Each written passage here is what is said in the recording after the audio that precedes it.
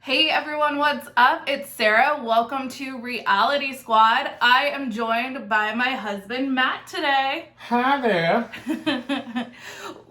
Okay, I have made him a Seeking Sister Wife aficionado. You've pushed me to watch a litany of horrible reality television, but this one I actually really enjoy.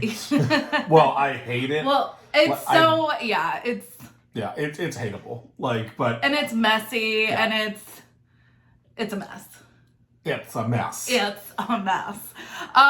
So I brought him on because I was like, let's get a gentleman's perspective from what's going on Seeking Sister Wife, because a lot of the couples are leaving us with our mouths open. Some, we have two returning families, the Winders and the Snowdens, and we'll probably touch on them last, but let's just jump right into this. Okay, Matthew, we're gonna start with the Joneses. This is Sidian and Tasha. Oh. This is what's interesting about them. Tasha actually came into the relationship as the second wife. Right. So but is this their first season? This is the first season. So we never knew his No. But let me give you kind of some backstory because this is interesting. So he has 3 kids. 2 of them appear on the show or they live with him. Then right. I saw the background. The other one. Those are from his ex-wife. That's the oldest and the youngest. There is a middle child that is from another relationship. Oh, so it's not from the ex-wife. No, so that child is. But that child is hopefully and luckily in custody of the biological mother. I mean, I don't think he doesn't appear to be a poor parent or anything, but we will touch on what this does to the kids, just the instability of a lot of these relationships. But okay, so they are not religious. Their reasons for. Well, let me put this out that if you want to have sister wives and whatever, and you're a consenting adult, you're all friends and having a good time, everybody's on board with it. You go right ahead. It doesn't bother me. That's not what bothers me about these people. It's that these people suck. Well, I mean, Matt's talking about in the grand scheme of the show, not the Joneses in particular. No, just the general, So I used to work in reality television, and you pick people who are going to make people aggravated or who are going to get the ratings. Yeah, they're going to stir up something. So yeah, for sure. So his first wife, Tasha, was a member of the family for 6 months. And his first wife decided that polygamy wasn't for her, and she ended up leaving. And Tasha actually left the family for a certain amount of time so that they could actually try to fix their marriage, which actually I think was... That's actually pretty generous. Admirable, on her part. And you can tell on the show, Tasha's really, active in the kids' lives. So I think that was really hard for her to leave the kids. But with the Joneses, I actually think that they will end up having a successful polygamous relationship because Tasha came in as a second. Well, and yes, this wasn't sprung on her as some calling, We're coming in on this part of their lives. So we didn't have to watch some marriage fall apart on television. It had already gotten down and we started from ground zero with these people. So yeah, I mean, like I said, I just find them a little weird, but they seem like they might actually be able to make it happen. And again, good for you. But you're on TV for a reason. It's not because you're perfectly happy, healthy, and normal. Right. The weird thing, because we re-watched the second episode, you thought it was weird when Tasha brought her mom her own baby photos to remind her of her mom. childhood. She was like, I brought you some pictures, and when I first saw this, I'm like, oh, she brought pictures of her and sitting in the kids. Yeah. Here's some pictures of me as a child, Mom. Do you remember these? And there's something there with that relationship because it boggles the mind that you wouldn't talk to your mom for upwards close to a decade. And I mean, it's just that, and why are you giving your mom your baby? So that is the Joneses. Do we ship them? Yeah, I mean, I guess so. They seem like they were made for each other. Yes, she seems kind of robotic too. At the same time, like the way she'll respond to me. Like, I mean, no one's as robotic as Garrick, and we'll get to them. But yeah. Anyways, so we ship it. We ship the Joneses. Sure. I think they don't seem to be doing too much emotional damage to their children, so that's always nice to see. Well, and that I think comes with the fact that we're not coming in during the relationship where their biological mother left. So, like, and I think that she's still active and a part of their life. It's just that she's no longer also knowing family stuff, the fact that he got biological custody or custodial parenting of the kids, like, or at least part time, right? Well, it seems like they live with him pretty regularly, so that's hard to come by. I mean, the middle child's not even participating in the show, so that's interesting. No, that's the Joneses. That's the Joneses. This is a fun one. The Clarks, Gerard, the king, and his queens, Kayla and Vanessa. A house divided against itself cannot stand. Yeah, this is messy. The one thing that I will give them major props for is he and Vanessa, the first wife, have children, and they are not featured on the show. Right. Well, at least so far. Right. Were they from a previous season? No, they're new this season, but they are not featuring their children. I think that is an excellent bravo. We're here for your messiness, but it's always sad to see. And like, it's the same as with 90 Day Fiance. Like, even though we saw that guy's kids on those episodes, remember that we liked those kids from. He's talking Michael and Juliana. Yeah. But like, I think it's exploitive because they don't. It's the parents decide. And then people start to talk about the kids. Yeah, no one should be talking about someone's kids in general. But so it's. So I think they made a really good decision. But this relationship dynamic is wild to me. What do you think of the fact that it's Vanessa and Kayla and they're moving into a new house? Vanessa and him were married for several years when he decided. Yeah, right. They weren't originally like. No, and so this is an interesting dynamic. So, but she seems like she's come around to it better than we'll see with some of the other couples coming around to the idea the Merrifields.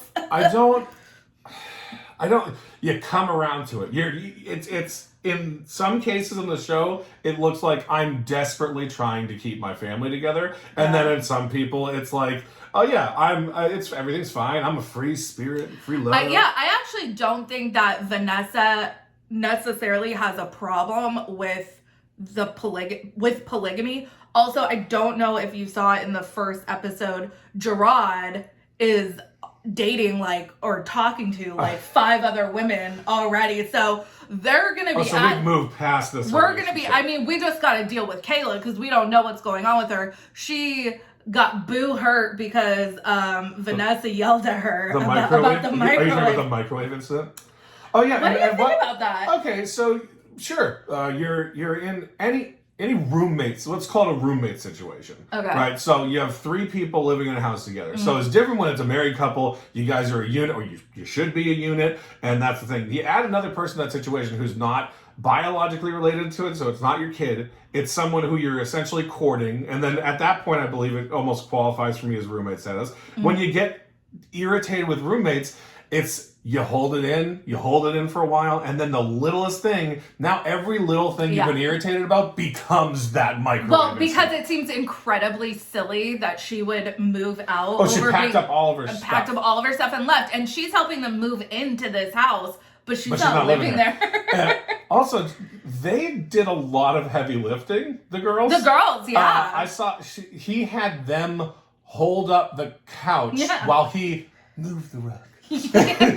So he also leaves halfway through moving to go work out. Yeah. My thing is, it's such it's so misogynistic. It's so man-centric. The man, in all these relationships, the man has to be completely happy, completely satisfied, and the women take a backseat to that. So one of the things that bothers me about this situation is when they were talking about Gerard and Vanessa have a conversation alone, like off to the side about like, what are we gonna do about Kayla? As if she's like a grounded child. They're crap talking their own wife. Well, and they just like she's clearly not part of the core. Like it's clearly she's them the and her. Yeah, and I think with adding any other wives to the family, it's gonna be Vanessa and Gerard and anyone else. Who else? Yeah. So, do we ship the Clarks? I mean, honestly, like, sure. There's with this show, there's very few people that I'm like, go for it. Yeah, go for it, kid. You're not hurting anyone. I give them huge props for not featuring their kids. I give them huge props. Right. I mean, that doesn't really register on whether I ship them or not because like, they're messy as fuck. Like this is not a healthy relationship at all. But anyways, that is the Clarks, and we will see how this progresses. Okay, next up, let's talk about the Winders. Colton, first wife Tammy, second wife Sophie. What are your thoughts? They're the only fundamental Mormon family that are, I mean, besides the Merrifields, we're gonna cover them. But these people feel the calling based off of religious reasons. So Tammy's the first wife. There's not a lot of drama. Okay, but there's not a lot of drama, but I think I know why they picked this couple to be, or this throuple to be on the show. They're from last season, so they're a returning couple. But this is a guy, you know, he doesn't seem like a very he doesn't seem very social.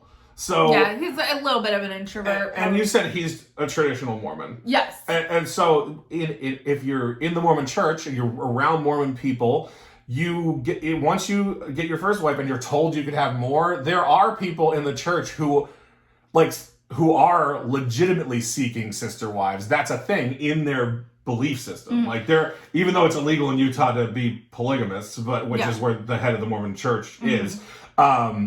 It's part of their religion says it's cool to be polygamous. So like he's kind of following along, but yeah, he just is a little goofy, we'll say. Yeah.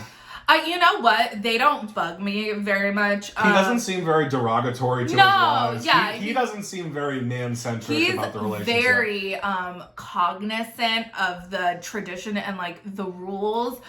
He's not alone with, he wants to make sure. And they're Mormons. Were they traditionally Mormon pre-relationship? You know what? I'm not 100% sure. Yeah. The one thing though that is maybe the dramatic part of their relationship is we know they have one child right now by Tammy, the first wife. One of the goals in plural marriage when you're Mormon is to have a lot of kids. Sow your seed in many fields. And I think that if I remember correctly, Sophie, we haven't established this, but she is pregnant this season. I think she's going to have a baby. Well, and they're seeking a third right now. And they're seeking a third.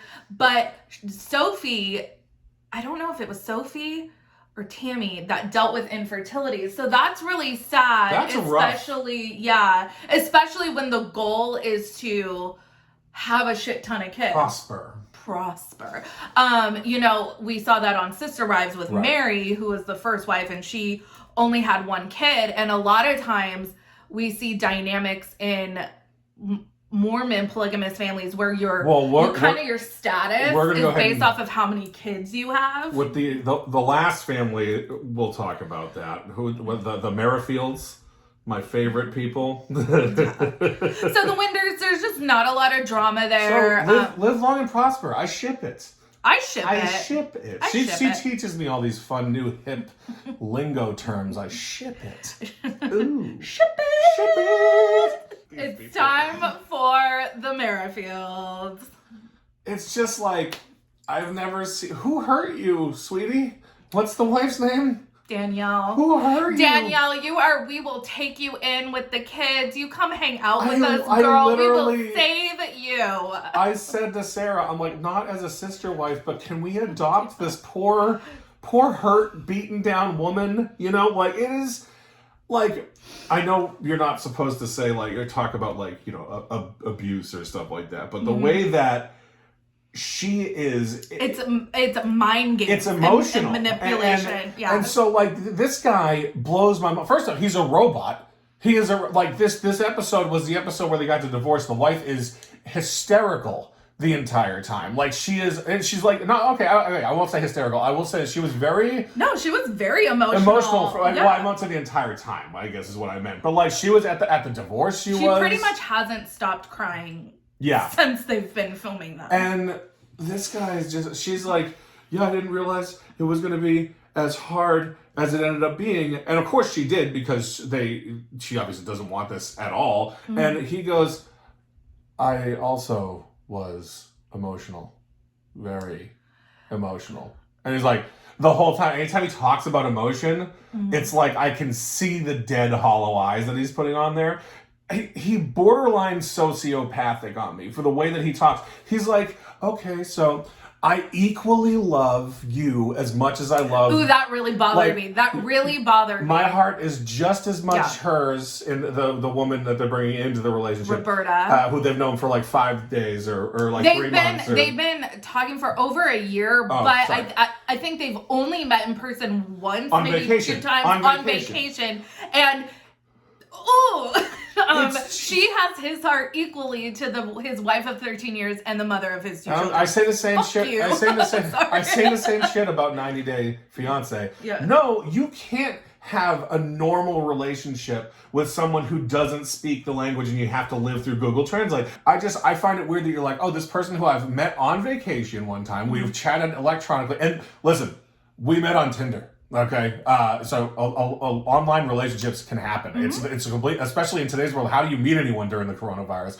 But like, this guy seems like the dude to be like, oh, because I guess they had divorce scares in the past. They drew up papers. And it seems like it always came from him. Like, he was the one always threatening divorce. Yeah. And so their marriage, they got married super young. Yeah. She was a teenager. And listen, that happens. Sometimes people get married in, I mean, I don't know about many marriages that happen before you're out of high school, but high school sweethearts get married at 18 and you got married too young. It happened on One Tree Hill. Yeah, you got married too young, it didn't work out. Okay, you're both going to part ways, I suppose. But once you have kids, so you were someone for 13 years, he's with this woman, you know, and she's just sitting there and everything she says, she was like, they go out to dinner with her family, and he's just matter of factly, oh yeah, you know. Cheers to Roberta being here. Happy birthday, brother-in-law. And she goes, yeah, it's really rough, you know, because it's like, obviously we're done having kids, but she's, you know, he really wants to have another kid, and she goes, just listen to the way she talks. It's like, with her.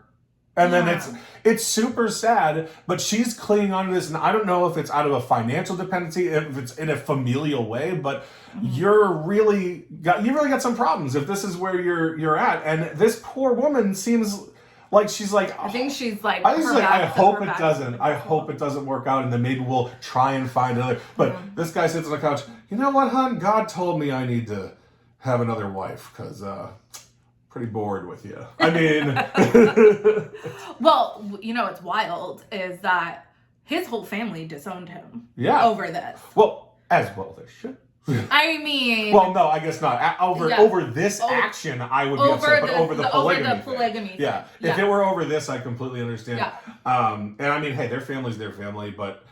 I don't know what her family is trying hard to be supportive. I don't know what I would do. God bless them. If my family said, if you continue on this line of whatever you're doing, I will disown you.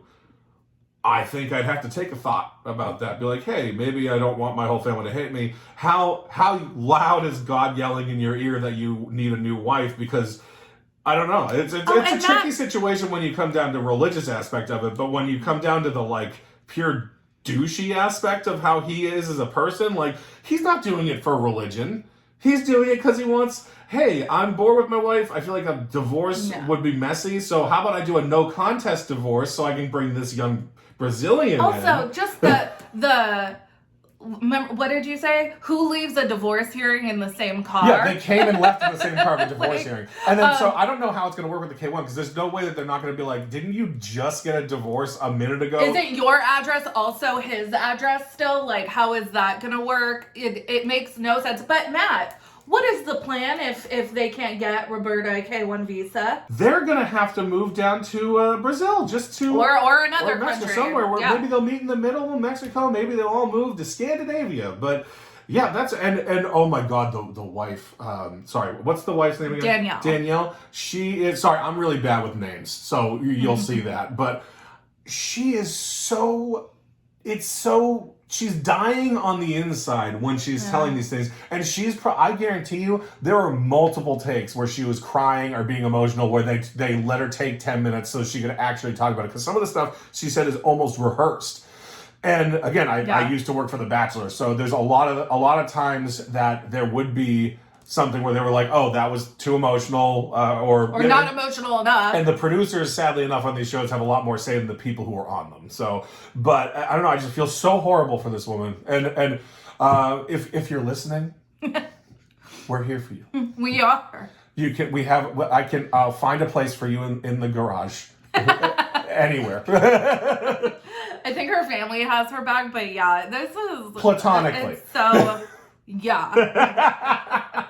Anyways, so that is the Merrifields. I'm just gonna go ahead and say we don't ship this. What if I turned around at the end of this and I was like, I'm all for it?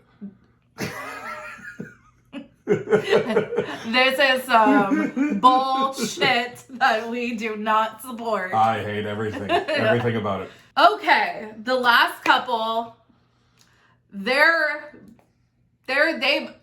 don't think the phrase marches to the beat of their own drummer is more accurate to a family than the Snowdens. If I could tweak it, I would say steals a little bit from everyone else's drummer and then tells everyone that that's their drummer. Yeah.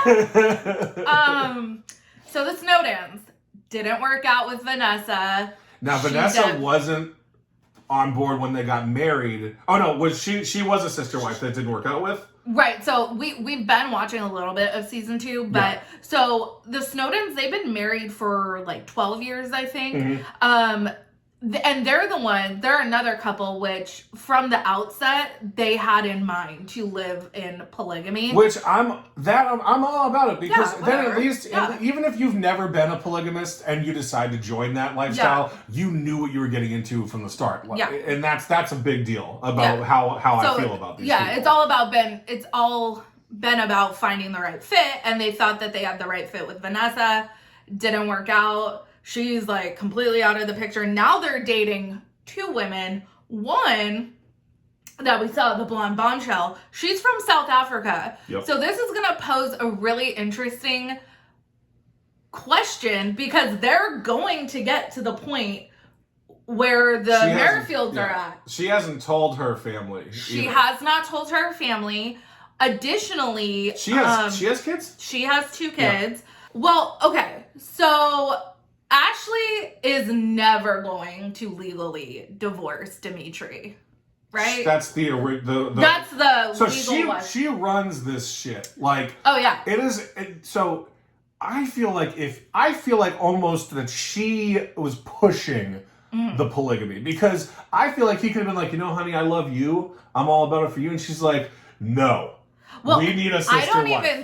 I don't even think Dimitri gets a whole lot of say in who they pursue. He seems like a super happy dude, but it's definitely like, I don't rock the boat. Right. No, but I think Ashley is really like, oh, I like her. Yeah. I don't know how much of a say Dimitri actually has. I'll tell you this, as a man in a relationship, like, I would never want to do polygamy. I always accidentally say polyamory. It's a completely different thing. But if you were wanting to have a sister wife, you probably want the wife to be the one to choose who it is, because you don't want to live in like the other people's situation. With potentially Tasha, where it's like not well, good. That and the other couple, the king, like they're almost at each other's heads and they have to reconcile. You don't want that. You want something that's like. That's why I think Tasha will find someone who's well, on Tasha's the same just level. Really easy going. She seems like she's like, all right, man. Yeah. Here's some pictures of me when I was a kid, Dad. Mom. Well, no, but then what happens when she sees the dad? Dad, here's some more pictures. I don't know. We haven't met her dad yet.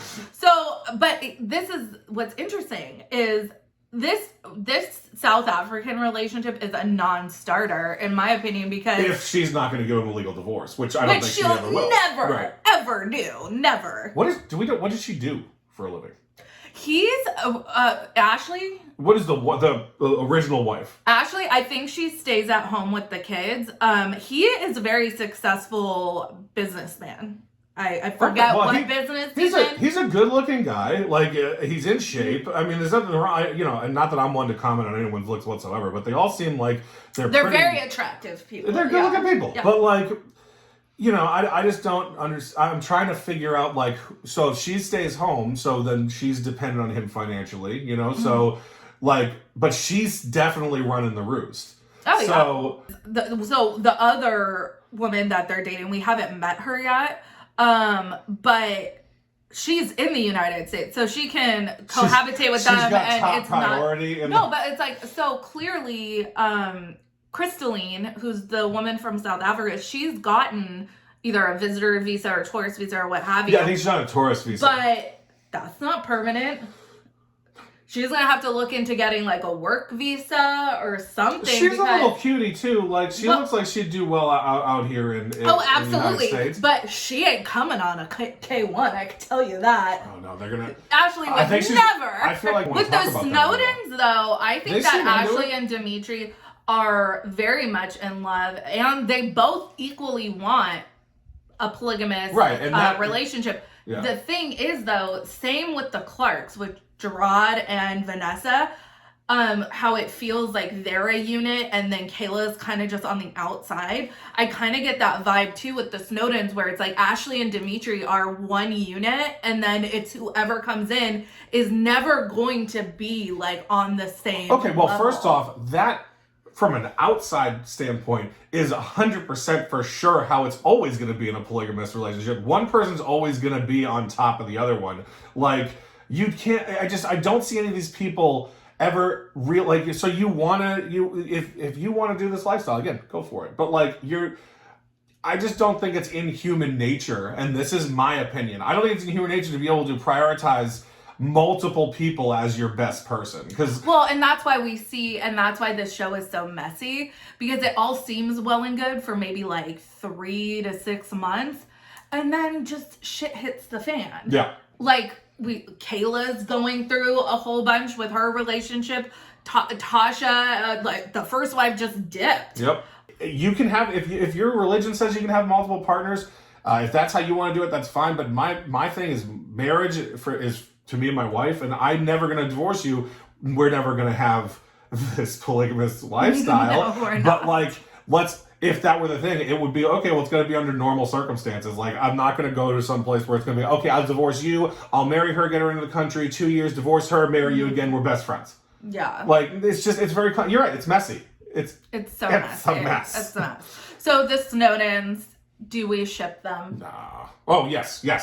Sorry. I had bounced around to different couples, so yes.